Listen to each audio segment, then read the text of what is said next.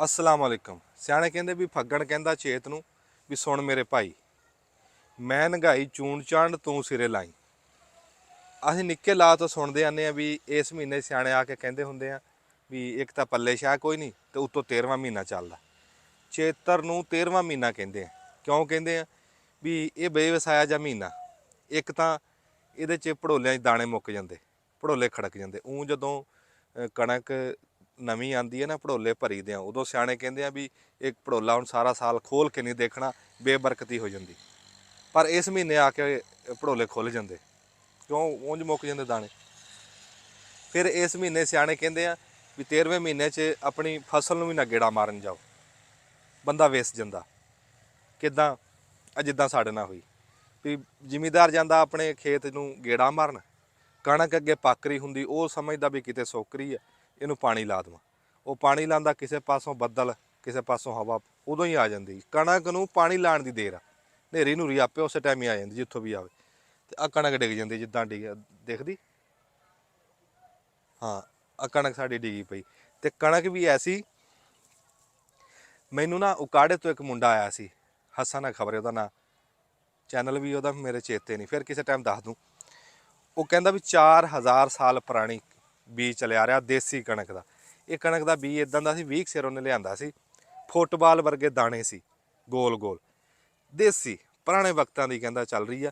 India 'ਚ ਵੀ ਕਹਿੰਦਾ ਕਿਤੇ ਹੈ, ਤੇ ਉਹਨੂੰ ਕਿਤੋਂ ਲੱਭਿਆ, ਉਹਨੇ ਮੈਨੂੰ 20 ਸਿਰ ਲਿਆ ਕੇ ਦਿੱਤਾ। ਮੈਂ ਅਖੱਤਾ ਬੀਜਿਆ ਸੀ ਵੱਖਰੇ।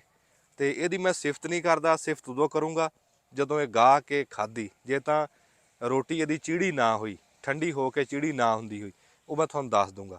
ਹਲੇ ਇਹਦੀ ਕੋਈ ਗਰੰਟੀ ਨਹੀਂ ਮੈਂ ਦੇ ਰਿਹਾ, ਇਹ ਤਾਂ ਸਿਰਫ ਇੱਕ ਤੋਹਫਾ ਲੱਭਾ ਸੀ, ਉਹ ਮੈਂ ਬੀਜੀ ਆ, ਗਾਂ ਦੇਖੋ ਕੀ ਬਣਦਾ। ਅੱਛਾ, ਇਹ ਉਹ ਕਣਕ ਆ, ਇਹਦਾ ਸਿੱਟਾ ਤੁਸੀਂ ਦੇਖ ਰਹੇ ਆ, ਨਿੱਕਾ ਨਿੱਕਾ ਸਿੱਟਾ, ਨਿੱਕਾ ਜਿਹਾ ਸਿੱਟਾ ਇਹਦਾ। ਮੈਂ ਦਿਖਾ ਦਿੰਦਾ, ਕੈਮਰੇ 'ਚ ਦੇਖ ਵੀ ਰਿਹਾ ਆ ਸਿੱਟਾ ਇਸ ਕਣਕ। ਤੇ ਜਿਹੜੀ ਸਾਡੇ ਕੋਲ ਦੂਸਰੀ ਆ, ਉਹਦਾ ਮੈਂ ਤੁਹਾਨੂੰ ਦਿਖਾਣਾ, ਉਹ ਹੱਥ ਜਿੱਡਾ ਸਿੱਟਾ। ਅੱਛਾ, ਉਹ ਗੱਲ ਕਰਦੇ ਸੀਗੇ ਚੇਤਰ ਦੇ 13ਵੇਂ ਮਹੀਨੇ ਦੀ।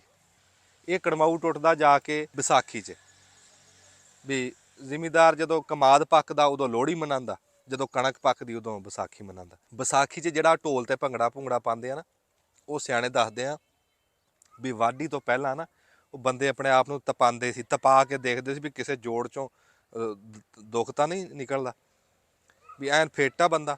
ਉਹ ਜਿਹੜਾ ਭੰਗੜਾ ਹੁੰਦਾ ਸੀ, ਅਸਲ ਦੇ ਵਿੱਚ ਉਹ ਆਪਣੇ ਆਪ ਨੂੰ ਤਪਾ ਕੇ ਦੇਖਦੇ ਸੀਗੇ ਵੀ ਓਕੇ ਦੀ ਰਿਪੋਰਟ ਆ, ਵੀ ਕੱਲ੍ਹ ਨੂੰ ਕਣਕ ਵੱਢਣੀ। ਮਾੜਾ ਬੰਦਾ ਵੱਢ ਵੀ ਨਹੀਂ ਨਾ ਸਕਦਾ ਕਣਕ। ਉਹ ਤਾਂ ਆਪਣੇ ਆਪ ਨੂੰ ਪੱਕਾ ਕਰਕੇ ਨਾ ਤੇ ਉਹ ਲਿਆਉਂਦੇ, ਤਾਂ ਭੰਗੜਾ ਪਾਉਂਦੇ ਸੀ।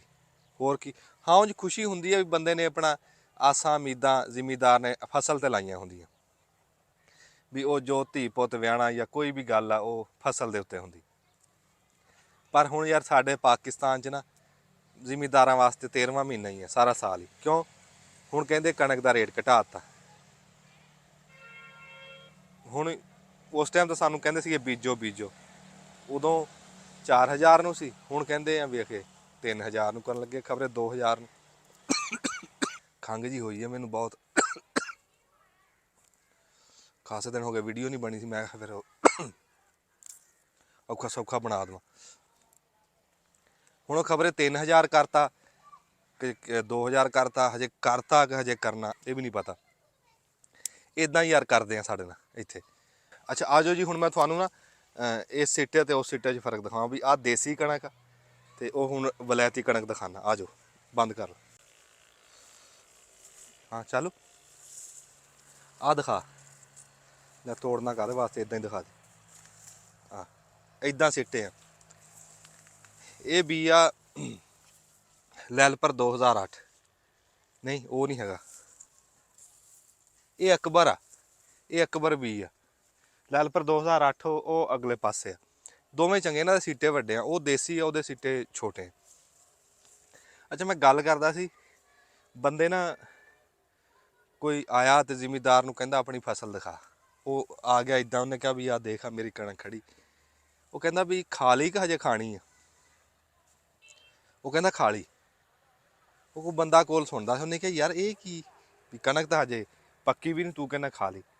ਉਹ ਕਹਿੰਦਾ ਭਾਈ ਜ਼ਿਮੀਂਦਾਰ ਦੇ ਹਾਲਾਤ ਇੱਦਾਂ ਹੋਏ ਆ ਵੀ ਖਲੋਤੀ ਫਸਲ ਖਾ ਲਈ ਇਹਨੇ।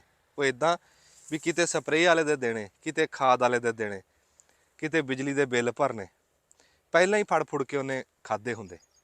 ਜਿੱਦਾਂ ਤਨਖਾਹ ਵਾਲੇ ਬੰਦੇ ਨਹੀਂ ਪਹਿਲਾਂ ਹੀ ਤਨਖਾਹ ਖਾ ਲੈਂਦੇ, ਇੱਦਾਂ ਖੜੀਆਂ ਫਸਲਾਂ ਜ਼ਿਮੀਂਦਾਰ ਵਿਚਾਰੇ ਖਾ ਲੈਂਦੇ। ਜ਼ਿਮੀਂਦਾਰ ਕੋ 1 ਮਿੰਟ ਵੀ ਸਟਾਕ ਕਰਨ ਦੀ ਗੁੰਜਾਇਸ਼ ਨਹੀਂ ਕੋਈ ਫਸਲ ਵੀ। ਹੁਣ ਆਹ ਪਿੱਛੇ ਜੇ ਮੱਕੀ ਸੀ ਨਾ, ਜੇ ਅਸੀਂ ਹੱਥ ਰੋਕ ਲੈਂਦੇ, ਮੱਕੀ ਨਾ ਵੇਚਦੇ, ਤੇ ਉਹ ਕੰਮ ਠੀਕ ਹੋ ਜਾਣਾ ਸੀ। ਪਰ ਸਾਡੇ ਕੋਲ ਗੁੰਜਾਇਸ਼ ਨਹੀਂ ਸੀ ਵੀ ਫਸਲ ਅਸੀਂ ਰੋਕ ਲਈਏ, ਸਾਨੂੰ ਖੜੇ ਪੈਰੀ ਵੇਚਣੀ ਪੈਂਦੀ ਚਾਹੇ ਰੇਟ ਕੋਈ ਵੀ ਹੋਵੇ।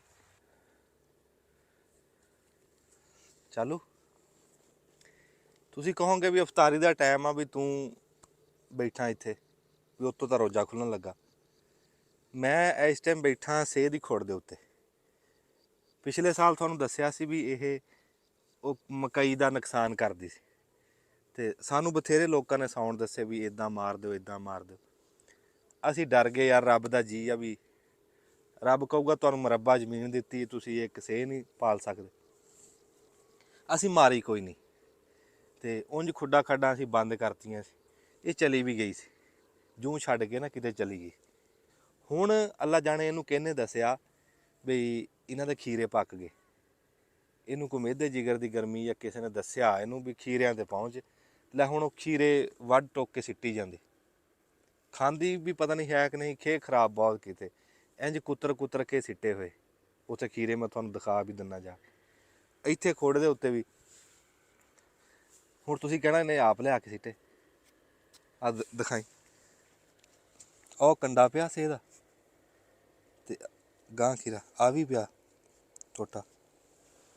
ਹੋਰ ਵੀ ਹੈ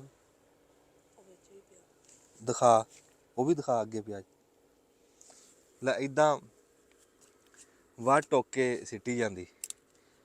ਅੱਗੇ ਕਿਸੇ ਨੇ ਦੱਸਿਆ ਸੀ ਵੀ ਕਣਕ ਵਾਲੀਆਂ ਗੋਲੀਆਂ ਸਿੱਟ ਕੇ ਨਾ ਖੁੱਡ ਦੇ ਵਿੱਚ, ਉੱਤੋਂ ਖੁੱਡ ਬੰਦ ਕਰ ਦਿਓ ਵੀ ਫਿਰ ਮਰ ਜਾਂਦੀ। ਹੁਣ ਜਿਵੇਂ ਖੀਰਿਆਂ ਦਾ ਰੇਟ ਆ ਨਾ, ਹੁਣ ਸਾਨੂੰ ਇਹ ਕੰਮ ਕਰਨਾ ਹੀ ਪੈਣਾ। ਅਸੀਂ ਇਹ ਯੱਬ ਮਕਾਣਾ, ਇਹ ਬਹੁਤ ਨੁਕਸਾਨ ਕਰ ਰਹੀ।